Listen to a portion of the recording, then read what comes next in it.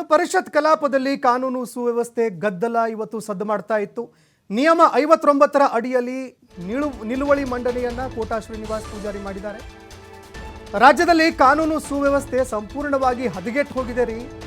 ಗಲಭೆ ನಡೀತಾ ಇದ್ದಾವೆ, ಅತ್ಯಾಚಾರ, ಮಹಿಳೆಯರನ್ನ ವಿವಸ್ತ್ರಗೊಳಿಸಿದಂತಹ ಕೇಸ್ ನಮ್ಮ ಕಣ್ಮುಂದೆ ಇದೆ. ರಾಜ್ಯದಲ್ಲಿ ಸರ್ಕಾರ ಇವುಗಳ ಬಗ್ಗೆ ಸೂಕ್ತ ಉತ್ತರವನ್ನ ಕೊಡಬೇಕು ಅಂತ ಇಲ್ಲಿ ನಾಯಕರು ಪಟ್ಟು ಹಿಡಿದ್ರು. ಇನ್ನು ಅದೇ ರೀತಿಯಾಗಿ ಚರ್ಚೆಗೆ ಅವಕಾಶ ಕೊಡದೇ ಇದ್ದಿದ್ದಕ್ಕೆ ಬಿಜೆಪಿ ನಾಯಕರು ಗದ್ದಲ ಕೂಡ ಮಾಡಿದ್ರು.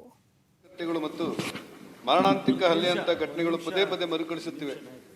ಈ ಘಟನೆಗಳು ಪೂರ್ವ ನಿಯೋಜಿತ ಕೃತ್ಯಗಳಾಗಿದ್ದು ನಿರ್ದಿಷ್ಟ ಸಮುದಾಯವನ್ನು ಗುರಿಯಾಗಿಸಿಕೊಂಡು ದೌರ್ಜನ್ಯ ಎಸಗಲಾಗುತ್ತಿದೆ. ಹಾವೇರಿ ಜಿಲ್ಲೆಯಲ್ಲಿ ನಡೆದ ನೈತಿಕ ಪೊಲೀಸ್ ಗಿರಿ, ಮಹಿಳೆಯ ಗ್ಯಾಂಗ್ ರೇಪ್ ಪ್ರಕರಣ, ಬೆಳಗಾವಿಯ ಒಂಟಿಮರಿಯಲ್ಲಿ ದಲಿತ ಮಹಿಳೆಯನ್ನು ವ್ಯವಸ್ಥೆಗೊಳಿಸಿ ಮರಕ್ಕೆ ಕಟ್ಟಿ ಹಲ್ಲೆ ಮಾಡಿದಂಥ ಪ್ರಕರಣ ಜನರ ಭಾವನೆಗಳು ಕೆರಳುವಂತೆ ಮಾಡಿದೆ. ಬೆಂಗಳೂರು ಸೇರಿದಂತೆ ರಾಜ್ಯದಾದ್ಯಂತ ಸೈಬರ್ ಕ್ರೈಮ್ ಅಪರಾಧ ಕೃತ್ಯಗಳು ವಿಪರೀತ